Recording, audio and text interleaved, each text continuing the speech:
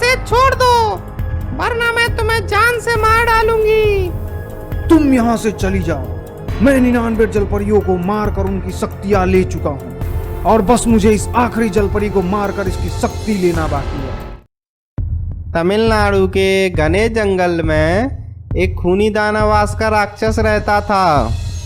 वह बहुत ही खतरनाक और खूंखार था। वह कई जलपरियों को मार चुका होता है और जलपरियों को मारकर उनकी शक्तियां ले लेता है। उसे बहुत शक्तिशाली बनने के लिए 100 जलपरियों का खून करना रहता है, जिससे वह दुनिया का सबसे बड़ा और शक्तिशाली दानवास का राक्षस बन सके। अब तक वह 99 जलपरियों को मार चुका होता है। अब उसे लास्ट जलपरी की तलाश थी, इसीलिए उसने अपने सैनिकों राक्षसों से कहा, जाओ उस आखिरी रानी जलपरी का जिंदा या मुर्दा इस अमावस की रात से पहले मेरे सामने लेकर आओ। फिर मैं उसकी शक्तियां लेकर दुनिया का सबसे शक्तिशाली राक्षस बन जाऊंगा और फिर मेरे सामने कोई टिकने वाला नहीं होगा। हा हा हा हा हा हा हा। सरकार, हम उस रानी जलपरी को नहीं पकड़ सकते। वो बहुत शक्तिशाली है। वो हम जैसे छोटे मोटे सैनिक के हाथ में नहीं आने वाली।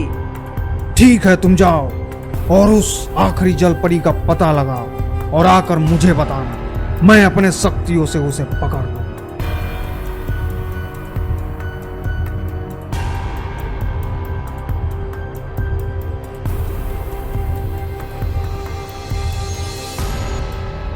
जलपरी बहुत सुंदर होती है। इधर जलपरी पूरे समंदर पर अपना राज कर रही होती है, लेकिन वह किसी पर अपना रोब नहीं जमाती और वह बहुत दयालु होती है। वह समुद्र के सभी जीवों की मदद करती है। वह किसी पर अत्याचार न होने देती है और न करती है। इधर दानवास के राक्षस उस जलपरी को चारों ओर ढूंढ रहे होते हैं। उन्हें कहीं हफ्तों तक उसका कोई पता नहीं चलता।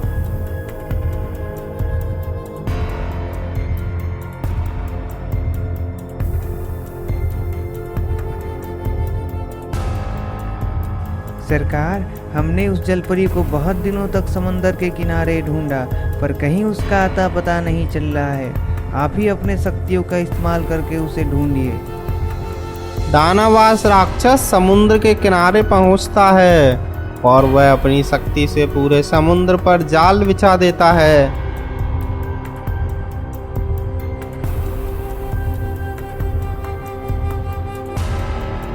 जिसमें वह रानी जलपरी फंस जाती है और फिर वह रानी जलपरी कहती है, अरे दानवास के राक्षस, तुम मुझे छोड़ दो, वरना तेरे लिए अच्छा नहीं होगा। दानवास का राक्षस रानी जलपरी को लेकर अपनी गुफा की ओर जा रहा होता है। वहां जंगल में एक इच्छाधारी नागिन उस दानवास के राक्षस को रानी जलपरी को ले जाते हुए देख लेती है। राक्षस रानी जलपरी को अपनी गुफा में लेकर आ जाता है और नागिन वहां से दूर से छुपकर यह सब देख रही होती है। फिर जैसे ही वह राक्षस रानी जलपरी को मारने वाला होता है,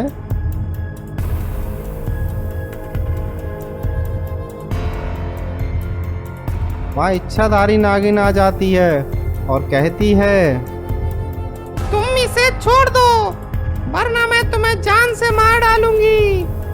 तुम यहाँ से चली जाओ। मैं 99 जलपरियों को मारकर उनकी शक्तियां ले चुका हूँ और बस मुझे इस आखिरी जलपरी को मारकर इसकी शक्ति लेना बाकी है और फिर मैं इस दुनिया का सबसे शक्तिशाली बन जाऊंगा। हा हा हा हा हा हा।